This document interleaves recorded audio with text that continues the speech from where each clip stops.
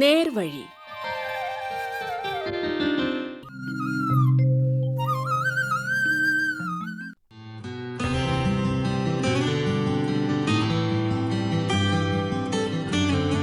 നമസ്കാരം പ്രിയ ശ്രോതാക്കളെ.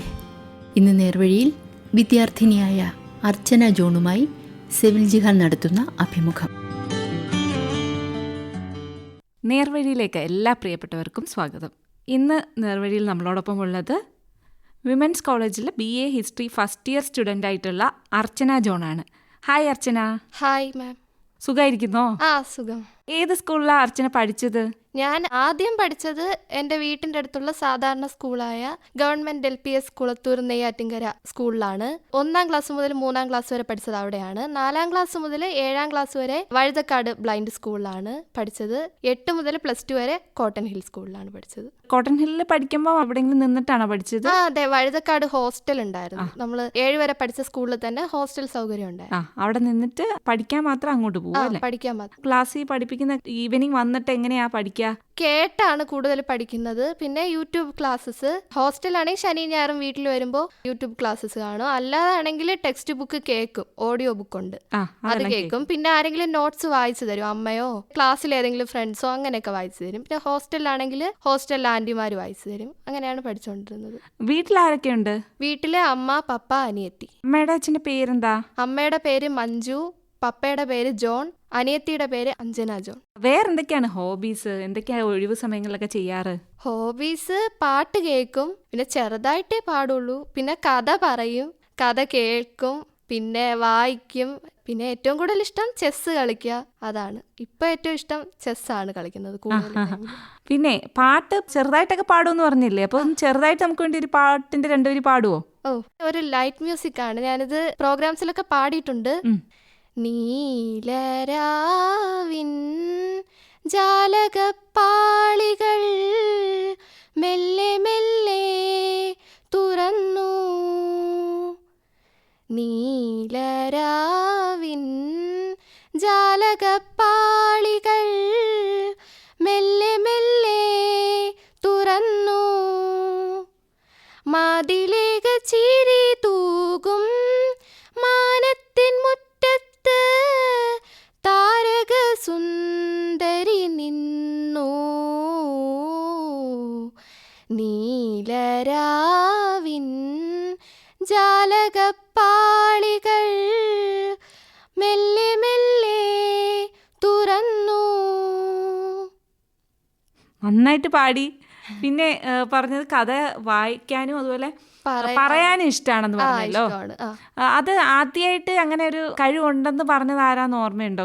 ഓർമ്മയുണ്ട്. അത് ഞാൻ 4ാം ക്ലാസ്സിൽ പഠിക്കുന്ന സമയത്ത്, ഞാൻ അപ്പോഴാണ് ആദ്യമായിട്ട് ബ്ലൈൻഡ് സ്കൂളിൽ പോകുന്നത്. അപ്പോൾ അവിടെ ഇങ്ങനെ കലോത്സവം ഉണ്ട്, സ്റ്റേറ്റ് സ്പെഷ്യൽ സ്കൂൾ കലോത്സവം വരുന്നുണ്ടെന്ന് ടീച്ചർ ഇങ്ങനെ പറഞ്ഞു. അഞ്ജിത എന്നാണ് ടീച്ചറിന്റെ പേര്, മ്യൂസിക് ടീച്ചർ. അപ്പൊ ടീച്ചർ ആദ്യം എൻ്റെ അടുത്ത് പറഞ്ഞു, ഞാനൊരു കഥ അയച്ചു തരാം, അത് കേട്ട് പഠിക്കാൻ പറ്റുമെന്ന് ശ്രമിച്ചു നോക്ക്, നല്ല ശബ്ദമാണ്, അപ്പം പറയാൻ പറ്റും എന്ന് പറഞ്ഞു. അങ്ങനെ ഞാൻ പഠിച്ചു. അത് പറഞ്ഞ് കേൾപ്പിച്ചപ്പോൾ ടീച്ചർ ഓക്കെ ആണെന്ന് പറഞ്ഞു. അങ്ങനെ സ്കൂൾ തല കലോത്സവം ഉണ്ടായിരുന്നു അവിടെ. അപ്പോൾ എൻ്റെ കൂടെ 2-3 പേര് മത്സരിച്ചു. അതിൽ സ്കൂൾ തലത്തിൽ ഫസ്റ്റ് കിട്ടി. പിന്നെ അവിടെ നിന്ന് സ്റ്റേറ്റ് കലോത്സവമായിരുന്നു. അന്ന് മണക്കാട് സ്കൂളിൽ വെച്ചാണ് നടന്നത്. അപ്പോൾ ആദ്യമായി പറഞ്ഞപ്പോൾ എനിക്ക് 2nd A ഗ്രേഡ് കിട്ടി. അതിനുശേഷമാണ് കഥയിൽ കഴിവുണ്ട് എന്നുള്ളത് മനസ്സിലാവുകയും പിന്നെ എല്ലാ വർഷവും കഥാകഥനത്തിന് പങ്കെടുക്കാറുണ്ട്, കലോത്സവത്തിന്. എത്ര നാൾ പങ്കെടുത്തു?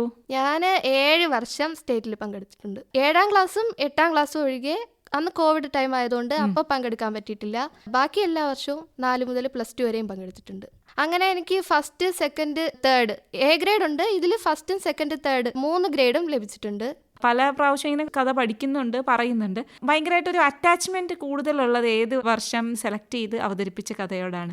ആദ്യം എൻ്റെ ഫസ്റ്റ് കഥ പറഞ്ഞത് സ്റ്റേറ്റിൽ പറഞ്ഞത്, അതായത് 4ാം ക്ലാസ്സിൽ പറഞ്ഞത്, അത് 2nd കിട്ടി. അത് ഫസ്റ്റ് ടൈം ആയതുകൊണ്ടുള്ള ഒരു ഇതാണ്. പിന്നെ കഴിഞ്ഞ വർഷം എനിക്ക് 1st A ഗ്രേഡ് കിട്ടിയായിരുന്നു കഥ പറഞ്ഞിട്ട്.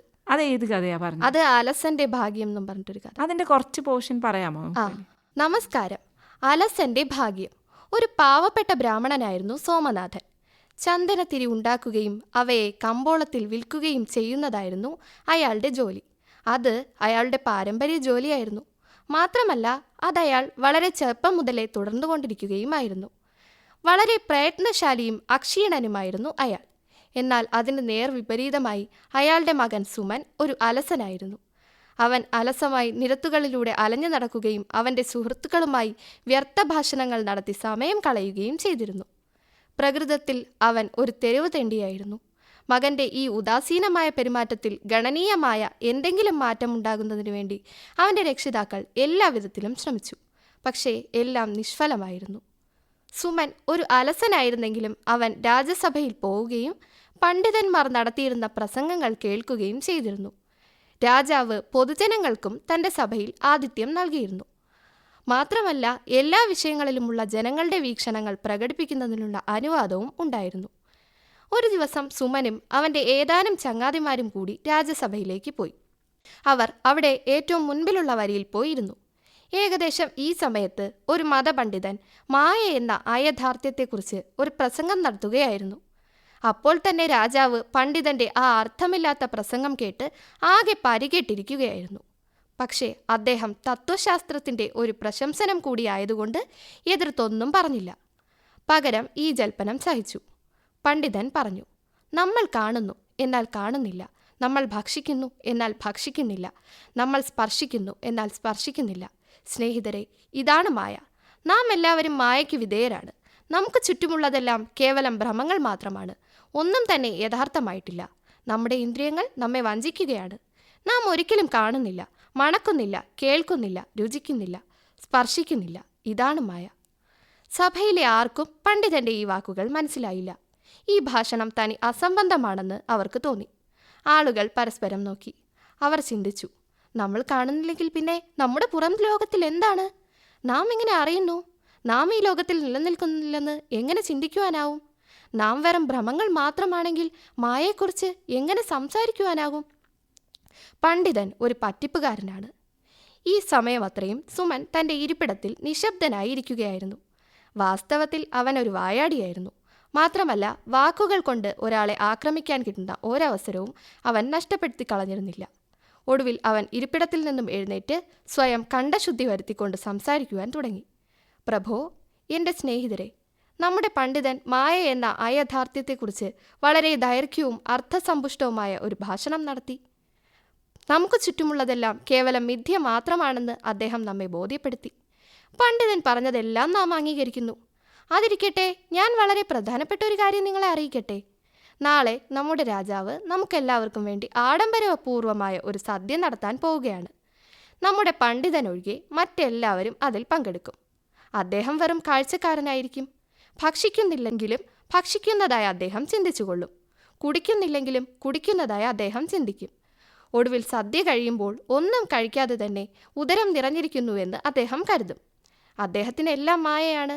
ഇങ്ങനെ പറഞ്ഞുകൊണ്ട് സുമൻ തൻ്റെ ഇരിപ്പിടത്തിലിരുന്നു. സഭ മുഴുവൻ പൊട്ടിച്ചിരിച്ചു. പണ്ഡിതൻ ഉചിതമായി അടിക്കപ്പെട്ടു എന്ന് കണ്ട രാജാവിന് വലിയ സന്തോഷമായി. അദ്ദേഹം മതിയാവോളം ചിരിച്ചു. സഭ പിരിയുന്നതിനു മുൻപ് സുമൻ ആസ്ഥാന വിദൂഷകനായി തിരഞ്ഞെടുക്കപ്പെട്ടു. വളരെയധികം സന്തോഷത്തോടുകൂടി അവൻ വീട്ടിലേക്ക് മടങ്ങി. രാജസദസ്സിൽ തങ്ങളുടെ മകൻ ഒരു ഉദ്യോഗസ്ഥനായി എന്നറിഞ്ഞ അവൻ്റെ മാതാപിതാക്കൾ അത്യധികം ആഹ്ലാദിച്ചു. അങ്ങനെ അലസനെ ഭാഗ്യം രക്ഷിച്ചു. വളരെ നന്നായിട്ട് പറഞ്ഞു. ഇത്ര ഓർത്ത് വെച്ച് കൃത്യമായിട്ട് പറഞ്ഞു. ഇതാരാ പഠിപ്പിച്ചു തന്നത്? ഇത് ഞാൻ കേട്ടു പഠിച്ചതാണ്. അഞ്ജിത ടീച്ചർ തന്നെയാണ് എൻ്റെ കഥകളൊക്കെ ഓരോ വർഷവും സെലക്ട് ചെയ്യാറ്. ഇപ്പൊ ടീച്ചർ 2 കഥയൊക്കെ അയച്ചു തന്നിട്ട് എനിക്ക് ഇഷ്ടമുള്ളത് എടുക്കാൻ പറയും. അങ്ങനെ ഇത് ഞാൻ എൻ്റെ സ്വന്തം ഇഷ്ടത്തിന് ടീച്ചർ അയച്ചു തന്നതിൽ നിന്ന് സെലക്ട് ചെയ്ത കഥയാണ്. കഥകൾ കേൾക്കാറുണ്ടെന്ന് പറഞ്ഞല്ലോ ഒരുപാട്. നോവലുകൾ കേൾക്കാറുണ്ടോ? ഉണ്ട്. അതിൽ ഏറ്റവും ഇഷ്ടം ഏത് എഴുത്തുകാരന്റെ നോവലാണ്? ബഷീർ, തകഴി, MD വാസുദേവൻ നായർ. ഇപ്പൊ പാത്തുമ്മയുടെ ആടാണെങ്കിലും ഭൂമിയുടെ അവകാശികൾ ആണെങ്കിലും നല്ല നോവലുകളാണ്. അതൊക്കെ ഇഷ്ടമാണ് ഒരുപാട്. സ്കൂൾ കഴിഞ്ഞിട്ട് ഫസ്റ്റ് ഇയർ ഇപ്പോൾ BA ഹിസ്റ്ററി സെലക്ട് ചെയ്തു. ഹിസ്റ്ററി ആ ഒരു സബ്ജക്റ്റ് തന്നെ സെലക്ട് ചെയ്യാൻ പ്രത്യേകിച്ച് എന്തെങ്കിലും കാരണമുണ്ടോ? അത് ഇഷ്ടമുള്ളത് കൊണ്ടാണ്. കാരണം എനിക്ക് പണ്ട് മുതലേ സോഷ്യൽ സയൻസിനോടൊരു പ്രത്യേക ഇഷ്ടമുണ്ട്. അപ്പോൾ അതുകൊണ്ട് ഹിസ്റ്ററി സെലക്ട് ചെയ്യാൻ അങ്ങനെ സെലക്ട് ചെയ്തത്. നമുക്കറിയാം ചരിത്രത്തിൽ ഒരുപാട് വർഷങ്ങൾ കുറേ പഠിക്കാനുണ്ടാവും. അതൊക്കെ എങ്ങനെയാ കണക്ട് ചെയ്ത് പഠിക്കുക? അത് ഓർത്ത് വെച്ചിരിക്കും.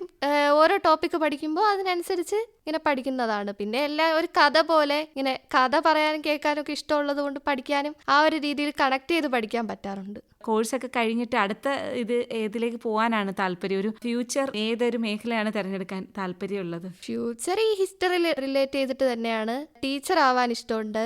ഹൈസ്കൂൾ അങ്ങനെ ഹിസ്റ്ററി എടുത്തിട്ടുണ്ട് എന്ന് കേൾക്കുമ്പോൾ എല്ലാവരും സിവിൽ സർവീസ് എഴുതണം അങ്ങനെയൊക്കെ പറയും. അപ്പോൾ അതും എനിക്കൊരു ഇഷ്ടമുള്ള കാര്യമാണ്. തുടക്കത്തിൽ തന്നെ പറഞ്ഞു ചെസ്സ് ഭയങ്കര ഇഷ്ടമാണെന്ന് പറഞ്ഞു. ചെസ്സിലേക്ക് എങ്ങനെയാണ് വരുന്നത്?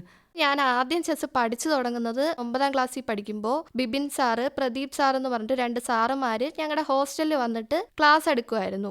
എല്ലാ ആഴ്ചയിലും വ്യാഴാഴ്ച ദിവസങ്ങളിൽ ഒരു 5 മണി തൊട്ട് 7 മണി വരെ. അപ്പോൾ എനിക്ക് തുടങ്ങിയൊരു ഇഷ്ടമാണ്. പിന്നെ അത് കുറച്ച് നാൾ കഴിഞ്ഞപ്പോൾ ചില പ്രത്യേക സാഹചര്യത്തിൽ അത് കണ്ടിന്യൂ ചെയ്ത് പോകാൻ പറ്റിയിട്ടുണ്ടായിരുന്നില്ല. പിന്നെ ബോർഡ് വാങ്ങിയെങ്കിലും പ്രാക്ടീസ് ഒന്നും ഇല്ലാത്തതുകൊണ്ട് കളിക്കാൻ അങ്ങനെ പറ്റിയിട്ടില്ലായിരുന്നു. ശരിക്കും ഇപ്പൊ ചെസ് പഠിച്ചു തുടങ്ങിയത് 2025 മുതലാണ്. ആയിഷ, റാനിഷ് എന്നൊക്കെ പറഞ്ഞിട്ട് 2 ഫ്രണ്ട്സ് ഉണ്ട്. അവര് എന്റെ ജൂനിയേഴ്സ് ആണ്, പക്ഷെ ചെസ്സിൽ അവര് സീനിയേഴ്സ് ആണ്.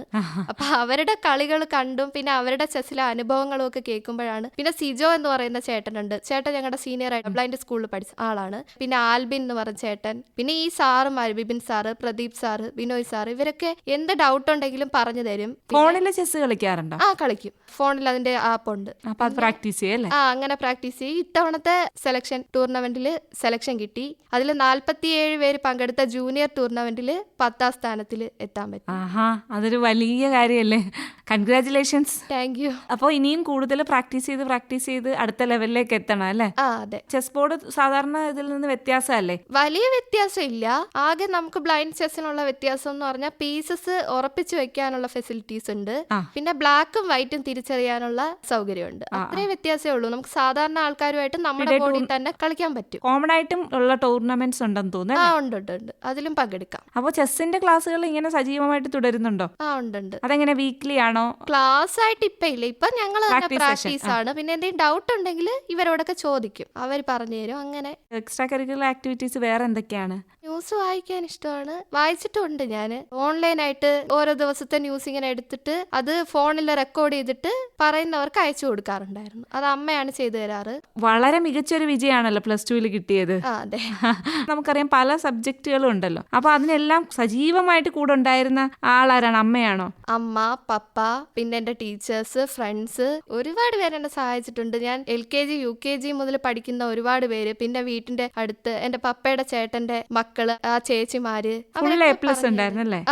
ഉണ്ടായിരുന്നു. ഏറ്റവും ഇഷ്ടമുള്ള സബ്ജക്ട് ഏതായിരുന്നു +2 പഠിക്കുമ്പോൾ? ഇഷ്ടപ്പെട്ടത് ഹിസ്റ്ററി തന്നെയാണ്. തിരിച്ച് വീണ്ടും അതുകൊണ്ട് തന്നെയാണ് ഹിസ്റ്ററിയിലേക്ക്. അതെ. ഇപ്പൊ പുതിയ കോളേജൊക്കെ ഇഷ്ടമായോ? ഇഷ്ടമായി. ഒരാഴ്ചയെ പോയിട്ടുണ്ടായിരുന്നുള്ളൂ. ഇഷ്ടമായി. നല്ല ടീച്ചേഴ്സിനെ കിട്ടി. ഷൈമ ടീച്ചർ, അതേപോലെ ലക്ഷ്മി ടീച്ചർ, ഇവരൊക്കെ നല്ല സപ്പോർട്ടാണ്. പിന്നെ എന്റെ കൂടെ തന്നെ +2 പഠിച്ചൊരു ഫ്രണ്ട് ഉണ്ട്, കൃഷ്ണവേണി എന്ന് പറഞ്ഞിട്ടൊരു കുട്ടി. അവക്കും ക്ലാസ്സിൽ ഫുൾ A+ ഉണ്ടായിരുന്നു. അപ്പൊ എന്താണെങ്കിലും ഇനിയും മുന്നോട്ട് നന്നായിട്ട് പോവാൻ സാധിക്കട്ടെ. മികച്ച രീതിയിൽ പഠിച്ച് നല്ല ജോലിയൊക്കെ കിട്ടി വീണ്ടും നമ്മുടെ സ്റ്റുഡിയോയിൽ എത്താൻ സാധിക്കട്ടെ എന്ന് എല്ലാം ആശംസിക്കുകയാണ്. Thank you so much.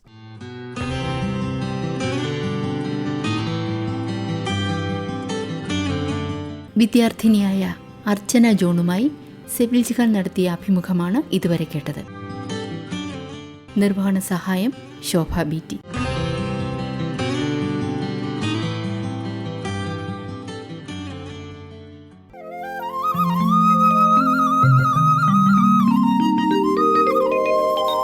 Nervazhi.